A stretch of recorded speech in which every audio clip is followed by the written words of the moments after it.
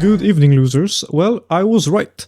DeepSeek is not all sunshine and rainbows, as just 10 hours ago they left their database exposed, meaning potentially if someone got their hands on it, they have your info now. Now, this is all kinda recent from 10 hours ago, so I'm probably not the person to talk about this first, but as long as I talk about this before some ordinary gamer does, I'm so happy, dude. Oh, I love Mutahar, but I so love him, but I want to be ahead of him.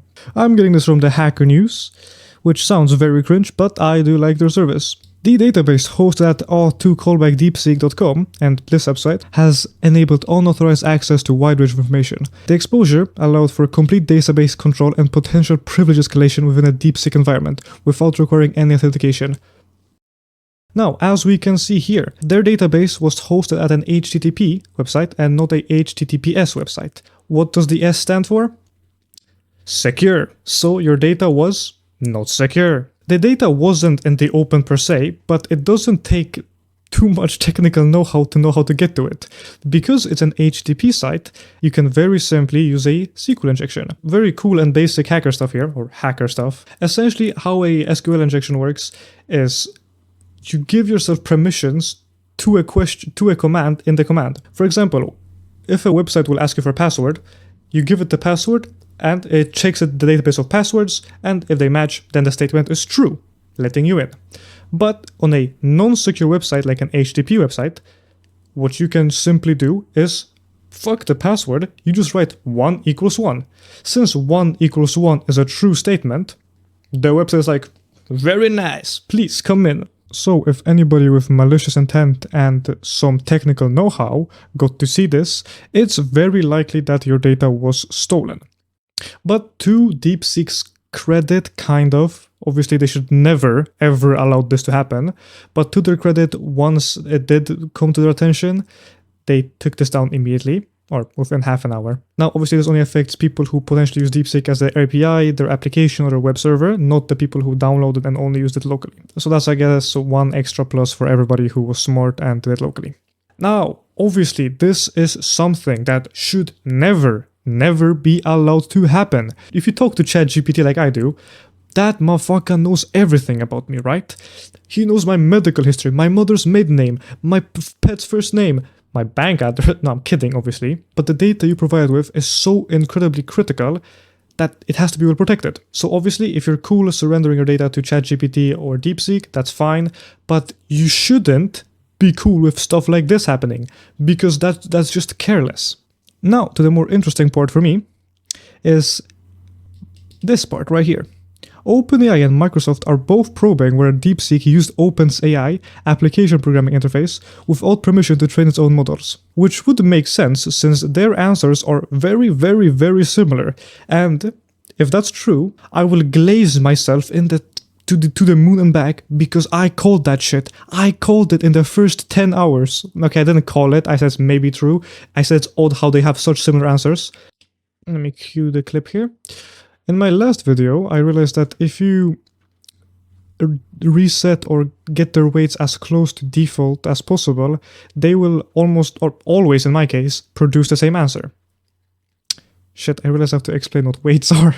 But alright, this is how an AI works. I'm sorry if a bit of this is inaccurate. This is all off the top of my brain. So essentially how it works, it's a very large neural network.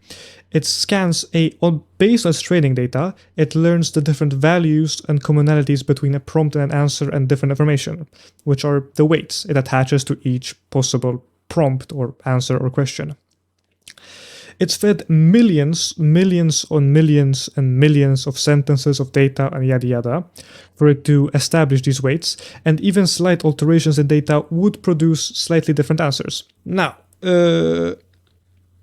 so for example, if one AI was trained on one site and been told to, like, this site is the golden standard, use this site, and just fed a lot of the information from this one site in training, when it's then put in practice, when it has access to a lot of different sites, it still will value the input from this one site more. So then when training a different AI and not putting the same emphasis on this specific site, it would be unlikely that it would still find that site the most valuable or the most heavy-weighted, I guess. But because of how similar DeepSeek and Chatgpt are, it calls into question whether they just got same training data or whether DeepSeek distilled some of OpenAI's weights, which is what Microsoft and OpenAI are trying to poke around and investigate. Now, what I did in my previous video to try and reset their weights or get them as close to default as possible is by giving them a lot of bullshit and just randomness in the beginning of the prompt that kind of tell that they don't know what to do with that. So when then following up and asking for something random, assuming they had different training, they should have completely different weights. Right? Right. But that's not what happens. What happens is, even though they're asked for randomness, they produce the same data. So there are two possible answers here. I guess the conspiracy answer would be that they just stole all of OpenAI's weights, or another answer would be that they just simply trained on similar data.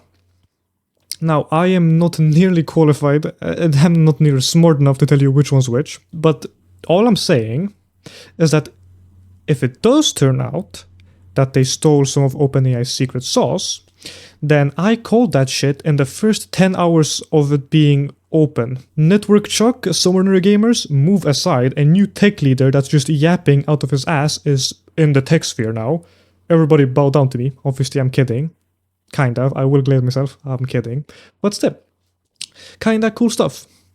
Yeah.